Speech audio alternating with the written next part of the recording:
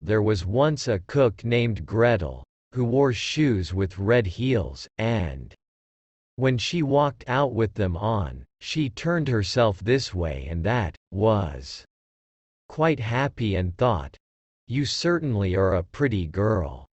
And when she came home she drank, in her gladness of heart, a draught of wine, and as wine excites a desire to eat, she tasted the best of whatever she was cooking until she was satisfied, and said, "The cook must know what the food is like."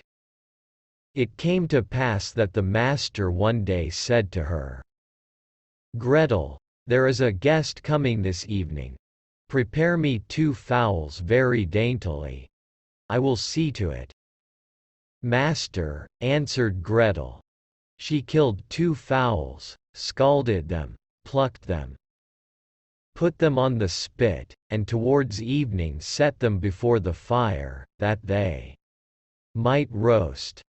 The fowls began to turn brown, and were nearly ready, but the guest had not yet arrived. Then Gretel called out to her master, "If the guest does not come, I must take the fowls away from the fire. But it will be a sin and a shame if they are not eaten the moment they are at their juiciest." The master said, "I will run myself, and fetch the guest." When the master had turned his back, Gretel laid the spit with the fowls on one side, and thought, "Standing so long by the fire there, makes one sweat and thirsty.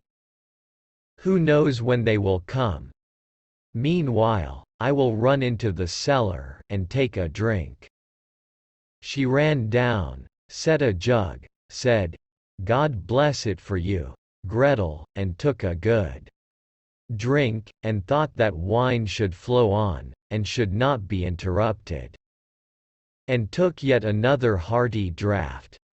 Then she went and put the fowls down again to the fire, basted them, and drove the spit merrily round.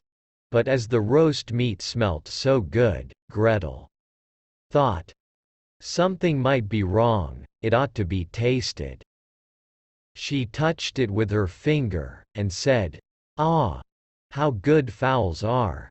It certainly is a sin and a shame that they are not eaten at the right time." She ran to the window, to see if the master was not coming with his guest, but she saw no one, and went back to the fowls and thought, "One of the wings is burning, I had better take it off and eat it." So she cut it off, ate it, and enjoyed it, and when she had done, she thought, "The other must go down too, or else master will observe that something is missing."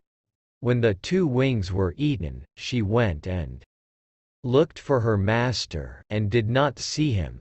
It suddenly occurred to her, "Who knows? They are perhaps not coming at all, and have turned in somewhere." Then she said, "Well, Gretel, enjoy yourself. 1 fowl has been cut into. Take another drink, and eat it up entirely. When it is eaten you will have some peace. Why should God's good gifts be spoilt?" So she ran into the cellar again, took an enormous drink and ate up the 1 chicken in great glee. When one of the chickens was swallowed down, and still her master did not come, Gretel looked at the other and said, "What one is, the other should be likewise, the 2 go together. What's right for the one is right for the other.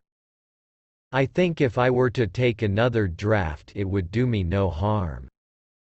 So she took another hearty drink, and let the second chicken follow the first.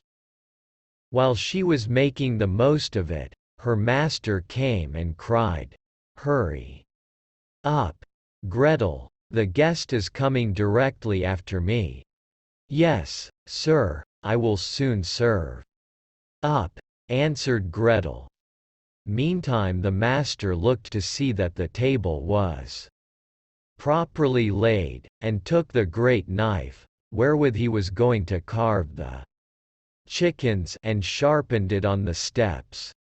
Presently the guest came, and knocked politely and courteously at the house door. Gretel ran, and looked to see who was there, and when she saw the guest, she put her finger to her lips and said, "Hush! Hush! Go away as quickly as you can. If my master catches you, it will be the worse for you. He certainly did ask you to supper, but his intention is to cut off your 2 ears. Just listen how he is sharpening the knife for it." The guest heard the sharpening, and hurried down the steps again as fast as he could. Gretel was not idle. She ran screaming to her master, and cried, "You have invited a fine guest." "Why, Gretel? What do you mean by that?" "Yes," said she, "he has taken the chickens which I was just going to serve up, off the dish, and has run away with them." "That's a nice trick," said her master, and lamented the fine chickens. "If he had but left me one, so that something remained for me to eat." He called to him to stop, but the guest pretended not to hear. Then he ran after him with the knife still in his hand, crying, just one," meaning that the guest should leave him just one chicken, and not take both. The guest, however, thought no otherwise than that he was to give up one of his ears, and ran as if fire were burning under him, in order to take them both with him.